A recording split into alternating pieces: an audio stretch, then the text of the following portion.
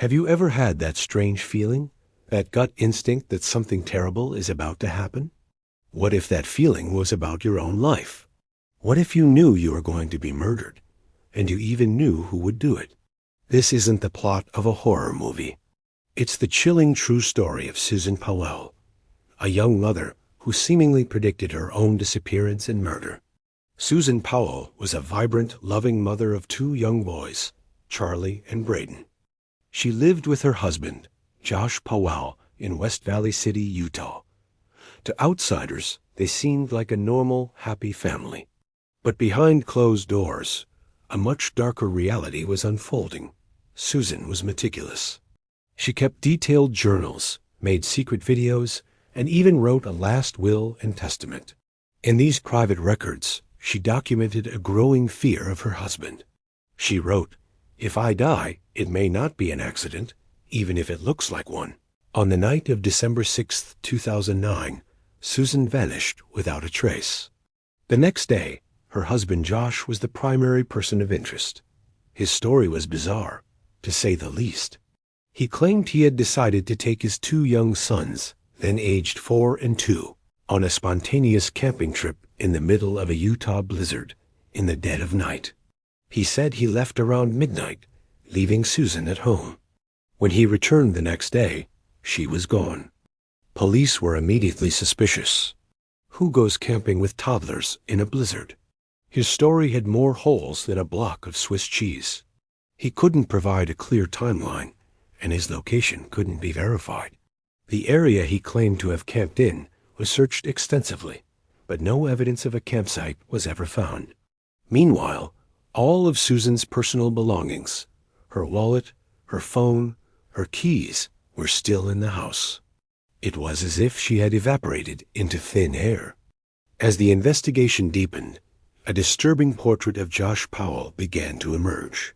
Friends and family revealed that Josh was incredibly controlling and emotionally manipulative. Susan had told them she felt trapped, like a prisoner in her own home. She documented his strange behaviors, his obsession with her, and his constant monitoring of her every move.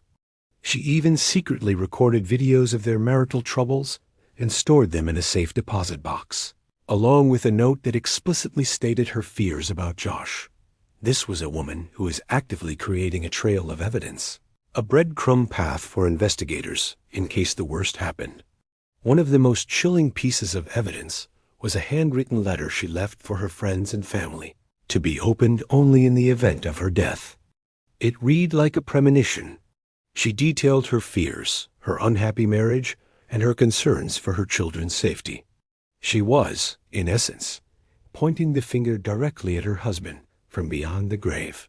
The investigation into Susan's disappearance stretched on for years. Josh Powell remained the sole person of interest, but without a body or a confession, police lacked the hard evidence to charge him with murder. He consistently denied any involvement, playing the part of a grieving husband while simultaneously hindering the investigation at every turn.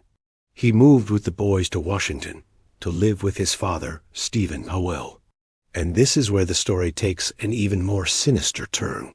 Stephen Powell, Josh's father, was revealed to have a deeply inappropriate and disturbing obsession with his daughter-in-law, Susan. Police uncovered thousands of images and videos he had taken of Susan, many of them without her knowledge or consent. He had stalked her, documenting her life with a creepy, voyeuristic intensity. This discovery led to Stephen Powell's arrest and conviction on unrelated charges, but it also painted a horrifying picture of the family dynamic Susan was trapped in. The Powell family was a web of secrets, control, and disturbing obsessions. Despite the mounting circumstantial evidence against Josh, the case against him remained stalled. He lost custody of his 2 sons, Charlie and Braden, who were placed in the care of Susan's parents, Chuck and Judy Cox. The boys were the only other people present on the night Susan disappeared, and as they got older, they started to talk. Charlie, the older son, began to make disturbing comments at school. He drew a picture of a van with 3 people in it and told a teacher, "Mommy was in the trunk." During therapy sessions, he reportedly said, "Mommy and Daddy went camping. Mommy stayed where we went camping. These were heartbreaking revelations from a child who had witnessed something unimaginable. The walls were finally closing in on Josh Powell. A judge ordered that his visits with his sons would remain supervised, and it became clear he would likely never regain custody. He was losing control, the one thing he craved above all else. What happened next is one of the most horrific and tragic acts in the history of American true crime.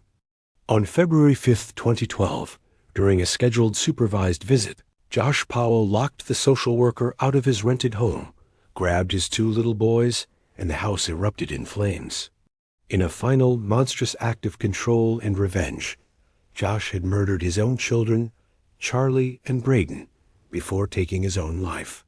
An email sent to his lawyer just minutes before the explosion simply said, "I'm sorry, goodbye." This catastrophic conclusion left everyone stunned and horrified.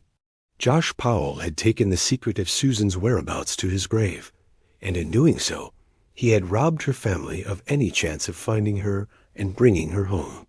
He had also stolen the lives of 2 innocent children, the very boys Susan had tried so desperately to protect. To this day, Susan Powell's body has never been found. The official investigation is now cold, but her family and a legion of dedicated volunteers and private investigators have never given up hope.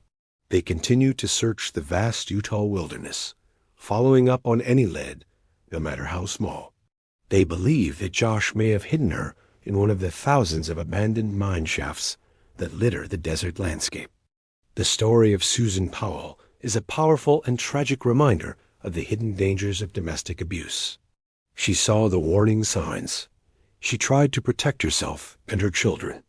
She left a trail of clues, a voice from the past, hoping that someone would listen. Her case highlights the terrifying reality that the most dangerous people in our lives can sometimes be the ones who are supposed to love us the most. It's a story of incredible bravery in the face of fear, and a heartbreaking testament to a mother's love.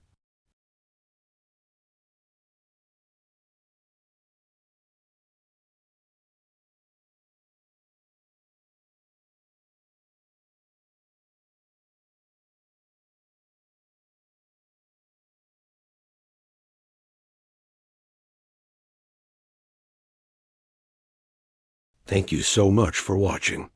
If you found this story as compelling as I did, please like this video and subscribe to the channel for more deep dives into fascinating cases. We'll see you in the next one.